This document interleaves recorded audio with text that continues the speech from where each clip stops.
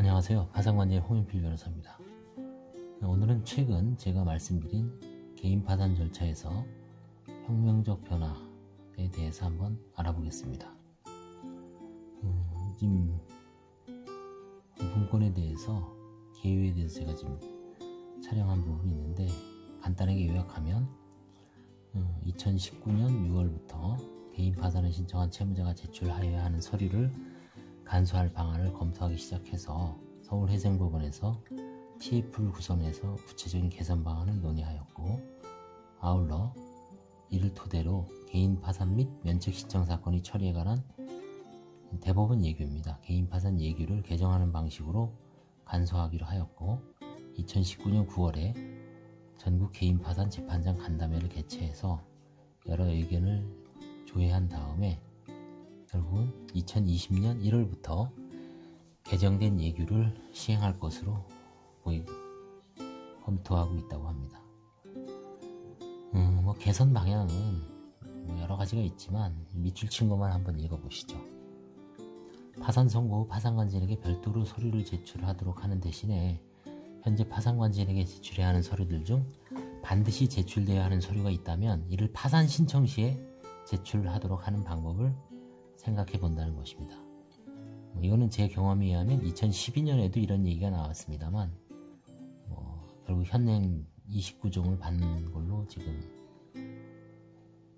방향을 설정을 했고, 결론은 최근에는 이 29가지 중에 채무자 중심으로 14가지를 제출해야 된다는 것으로 결론을 내린 것 같습니다. TF에서 마련했던 개인 파산 예규 개정 방안 이런 건 참고 삼아 특별하게 일반인들이 알 필요는 없을 것 같습니다. 가장 중요한 거를 중심으로 한번 마지막으로 상세하게 좀 설명을 해보겠습니다. 가장 중요한 것은 지금 현행 대법원 개인 파산 자료를 다운받으면 전국적으로 29개, 최근에는 카드까지 포함해서 30개로 되어 있습니다만 이거를 절반으로 딱 줄인다는 내용입니다. 이 네모표에 있는 이게 가장 핵심입니다. 한번 보시죠. 순번 1번 가족관계증명서, 상세증명서, 이건 현재도 내고 있습니다. 동일합니다. 2번 혼인관계증명서, 상세증명서, 이것도 현재 내고 있습니다. 3번 주민등록 초본, 주소 변동 내역, 과거 주소 전체가 나온 주민등록 초본을 제출하고 있습니다. 이건 현재도 내고 있습니다. 자, 특징이 뭐냐면 네 번째 주민등록 등본입니다. 현재는 등본 제출은 임의화가 돼 있어서 내시는 분도 있고 안 내시는 분도 있는데 저희 같은 관제인들도 등본을 내는지 안 내는지 커다란 관심이 없었는데 이제 향후에 자기 채무자 개인 중심으로 변하면서 주민등록 등본을 필수적으로 내게 되어 있습니다. 이 주민등록 등본은 결국 동거 가족을 파악하기 위한 겁니다. 부부임에도 불구하고 별거하는 경우도 있고, 그 다음에 다른 분 가족들, 다른 가족이나 어디서 얹혀 사시는 분도 있고, 그 다음에 혼자 사는 분도 있고, 이 삶의 방식이 워낙 다양하기 때문에 주민등록 초본은 그걸 반영을 못하기 때문에 주민등록 등본을 제출하도록 한 게 이번 개정안의 특징입니다. 자, 그 다음에 이제 5번부터가 조금 이제 아주 혁명적으로 변하는 내용입니다. 말하자면 과장돼서 말하는 측면이 있지만 왜 혁명적이라고 그러냐면 과거 1년간의 입출금이 기재된 통장 사본 또는 예금 거래 내역서, 공과금, 통신료, 카드 사용, 급여 이체 등이 기재된 통장 사본, 이건 다 똑같은데 현행에도 이거 돼 있는데 이 기간이 파격적이죠. 지금은 5년입니다. 근데 개정안에 의하면 1년입니다. 5분의 1로 줄어들죠. 이거는 가히 엄청난 차이죠. 예금 거래 내역을 왜 보겠습니까? 이건 주로 이제 편파 변제나 혹은 은닉, 주로 이제 편파 변제에 관한 겁니다, 이게.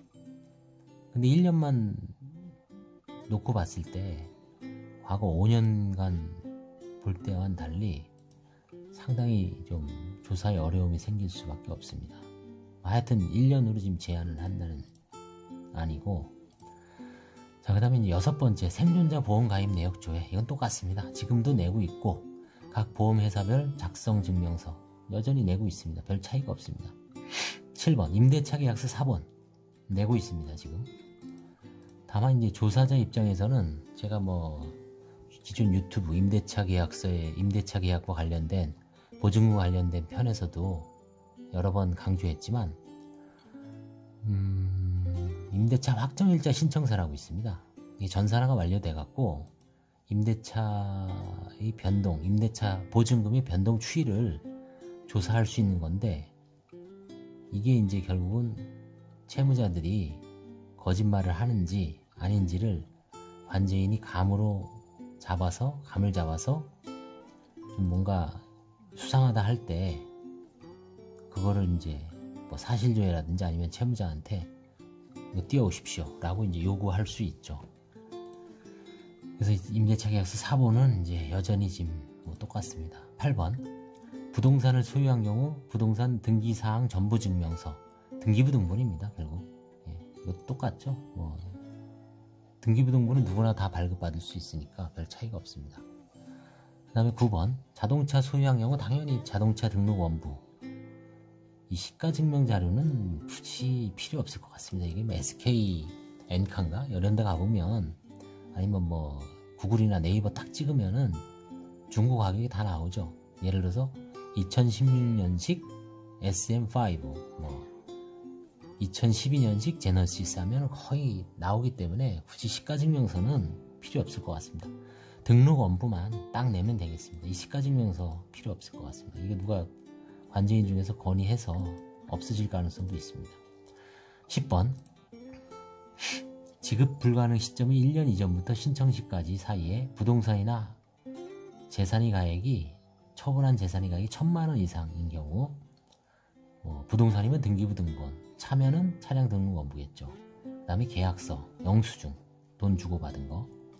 경매로 처분된 경우에는 당연히 배당표, 사건별 수불 내역서. 그러니까 결국은 지금 현행 시점에서는 지급불능 시점을 파악하는 게 가장 중요하죠. 예를 들어서 지금 2020년이죠, 조만간. 근데 이 사람이 지급불능이 2013년이었다.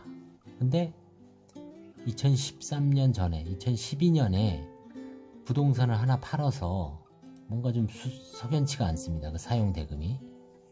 아니면 경매를 넘어갔는데 나중에 경매 배당표를 찾아보니까 거기에 뭐 어떤 특정한 개인이 근저당으로 싹 받아간 게 있습니다. 그게 뭔가 사행일 가능성이 높거든요. 그런 경우에는 이게 지금 현재 2020년이지만 2013년, 7년 전이죠. 조사할 수 있고, 뭐 거기에 무슨 사행이라든가 편파행위가 개입됐으면 부인권을 행사할 수 있습니다. 타산법상 부인권 행사 기간은, 제척 기간은 10년이기 때문에 얼마든지 행사할 수 있습니다. 10년 내에. 그래서 이거는 뭐 기존 거하고 똑같습니다. 사실 변한 게 없습니다. 이거는. 그다음에 11번이 좀 이제 차이가 나는데, 최근 2년 내 이혼을 한 경우 저희는 그냥 보고서에 언제 이혼했냐, 뭐 2017년 아니 2014년, 2010년 2월 협의이혼, 재판상 이혼, 그것만 기재하고 이제 뭐 재산분할이 있었냐 없었냐 물어보죠. 대부분 없었다 그러죠. 별 뭐 특별한 차이가 없는데, 근데 최근에는 이혼을 가정법원에서 협의이혼 의사 확인서에도 재산분할 내역 같은 거, 양육 내역 이런 걸 좀 기재하게 돼 있죠. 뭐 재판상 이혼에는 당연히 재산분할이라든가 위자료 이런 거에 관한 조정, 화해조서가 있죠. 그래서 이거를 이제 최근 아주 2년 내에 이혼을 한 경우, 2년이 지나버리면 사실은 재산분할을 뭐 아주 과도하게 했다든지 그런 경우에는 대법원 판례에 사행이 5년간 사행위 취소송을 제기할 수 있지만, 원칙적으로는 2년 이후에는 재산분할 청구권은 제척기간으로 도과해버리죠. 그래서 2년 정도만 보는 겁니다. 이 부분은 결국은 협의이혼 확인서는 뭐 가정법원에 아니면 관할법원에 가면 띄워주니까 그건 반드시 제출하게 되어 있습니다. 단 2년 이내에 이혼하신 분들만 얘기입니다. 11번도 뭐 이제 조금 새로운 거지만 뭐 큰 차이는 없습니다. 12번. 이 수입에 관한 자료. 이거는 당연히 그동안도 내왔습니다. 뭐 소득금액증명서, 자영업자의 같은 경우 소득금액증명서, 직장 재직자의 경우에는 급여증명서, 근로소득세 원천징수 영수증.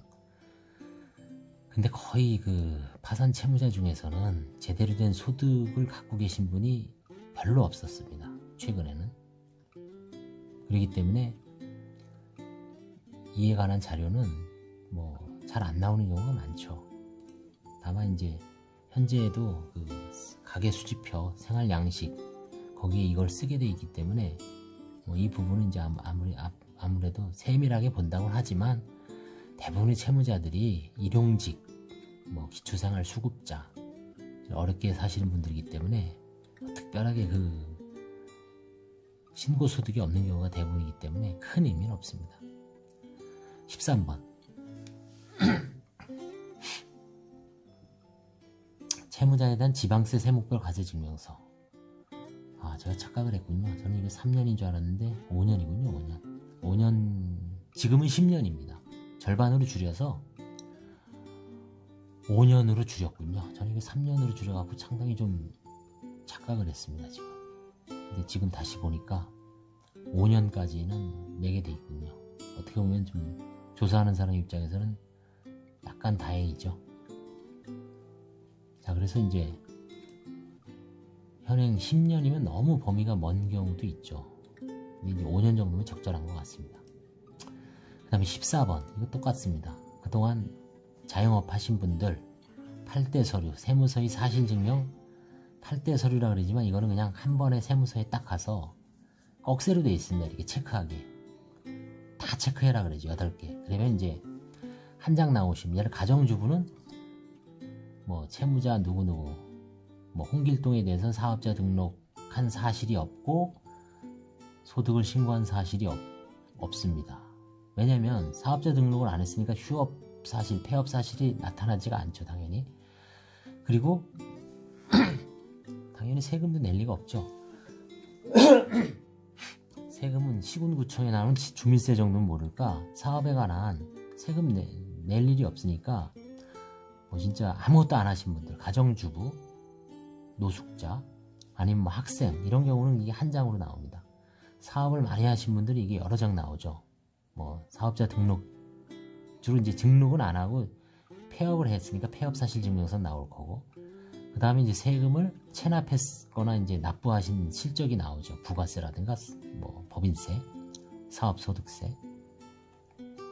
그 다음에 체납했으면 체납 사실이 나옵니다. 그 다음에 당연히 이제 소득 신고를 했으니까 소득금액 증명은 나오죠. 요즘은 이제 일용직 노동자들도 이 소득금액 증명은 신고가 되어 있는 경우가 많습니다. 그 다음에 이제 부가세 면세업종이 아닌 경우, 주로 의식주에 관한 게 부가세 면세업종이 많죠. 의사들, 그 다음에 식료품, 이런 거에는 부가세가 없죠. 그 다음에 이제 표준재무지표 증명. 이거는 뭐 개인이나 법인에서도 상당한 규모가 있으면 흔히 말하면 이제 복식부기에 해당되는 분들이 이게 있는데, 하여튼 이 8가지를 놓고 보면 대충 이 사람이 어떻게 살아왔는지 알 수 있죠. 이거는 뭐 여전히 똑같습니다. 자, 결론적으로 이제 이 14가지인데, 자, 여기서 이제 빠진 걸 보겠습니다. 15개가 과거에 뭐가 빠졌는지. 지적 전산 자료가 빠졌습니다. 개인별 토지 소유 현황이라 그랬죠. 혹은 지적 전산 자료 조회. 그 채무자, 어떤 사람의 대한민국 내에 있는 모든 부동산에 대해서 부동산 소유 현황을 현재 시점에서 알 수 있는 겁니다. 과거에는 채무자 본인 거, 자녀 거, 부모님 거, 배우자 거, 이걸 다 띄워왔어야 돼요. 근데 지금은 채무자 거도 안 보이죠. 채무자 거도 생략했습니다. 왜? 세목별 과세증명서 5년치를 보면 이 사람이 언제 뭐 팔아먹었는지, 그 다음에 뭐 체납이 돼 있는지, 양도소득세가 부과됐는지 이걸 다 알 수가 있어서 그야말로 전국적인 부동산 이동 현황을 다 파악할 수 있다는 겁니다. 더군다나 지금 세목별 과세증명서상 뭐랄까 그 무관할 전국적으로 이게 다 조회가 되기 때문에 전산 시스템이 예전처럼 막 이렇게 좀 뭐 지방에 있는 땅이 누락되거나 이럴 가능성이 거의 없습니다. 왜냐하면 과세당국 국가도 세금이 새지 않도록 개인이 어떤 전체 현황에 대해서 철저하게 관리하고 있습니다. 그래서 지적전산 자료 조회는 원칙적으로 지금 싹 뺐습니다. 그 다음에 이제 뭐가 빠졌을까요? 세목별 과세증명서, 채무자권은 받고 부모, 배우자, 자녀, 이 세 직계가족 및 배우자 이거 다 빠졌습니다. 벌써 아까 4개, 3개, 7개가 빠졌죠. 7개가 빠졌습니다. 14개에서 7개, 그럼 21개. 그 다음에 또 뭐가 빠졌지? 주민등록 초본.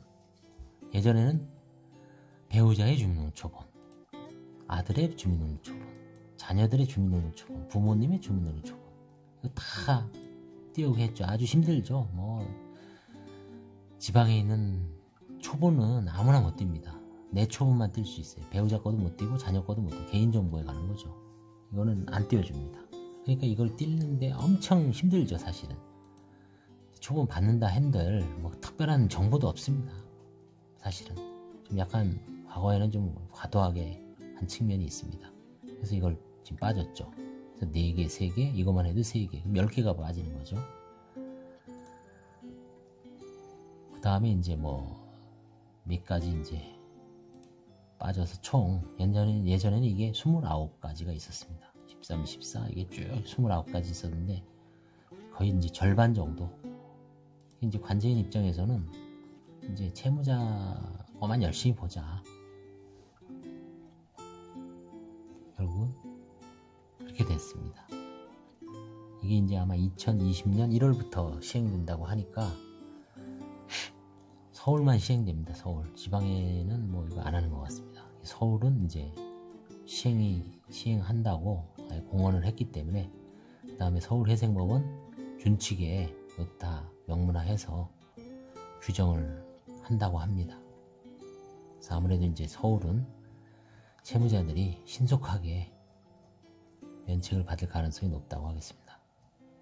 사실은 엄청나게 혁명적인 겁니다. 이게 뭐 관제인 입장에서는 팔다리가 잘릴 정도로 뭐 블라인드 처리가 된 거죠. 결국은 그 가족들의 어떤 상황에 대해서는 깜깜이가 되기 때문에 마음만 먹으면 배우자나 자녀들 명의를 이렇게 살짝 바꿔놓고 가면 이제 그 바뀌는 흔적이 있죠. 근데 이제 애초에 돈을 벌어서 부모, 자녀, 배우자 명의를 취득한 것은 밝혀내기가 불가능하죠. 지금 입장에서 본인이 있는 거를 옮겨놓는 거는 이건 다 걸리죠. 세목별 과세증명서, 보험계약 조회 결과서 여기에 다 체크가 될 수밖에 없습니다. 근데 애초에 자기는 아무것도 안 하고 뭔가 돈이라든가 이런 게 생기면, 사업소득이 생기면 배우자 명의로 사거나 애들 명의로 땅을 사놓는 거죠. 그런 경우가 간혹 있습니다. 그래서 아마 한가 사례도 많이 줄어들 것 같습니다. 결론은 이렇게 하는 취지는 아까 뭐 서두에서도 말씀드렸지만 채무자들이 좀 부담을 갖지 말고 어려우신 분들이 빨리 파산 면책을 통해서 갱생을 해서 국가 경제, 본인도 살고 사회도 살고 그렇게 하도록 하기 위해서 이렇게 좀 간소화하고 있습니다. 다만 이런 경우는 있죠. 채권자가 의혹을 제기하면서 채무자에 대해서 배우자의 재산이라든가 자녀 명의로 혹시 은닉해 놓은 게 있지 않을까, 뭐 추측을 할 수도 있고 아니면 뭔가 좀 신빙성 있는 근거를 들어서 이의를 제기하는 경우는 그때는 아마 관제인이 조사권을 발동할 수 있을 것 같습니다. 이게 원래 취지가 채권자가 가만히 있는데 관제인이 너무 파헤치니까 이제 그걸 제한하려고 하는 거기 때문에 채권자가 이의 제기한 거는 관제인이 얼마든지 기존 방식대로 아니면 더 심하게 조사할 수 있기 때문에 그런 면에서 채권자가 향후 이 일을 어느 정도 하는지를 이제 추세를 지켜볼 필요가 있습니다. 감사합니다. 오늘은 최근에 어떤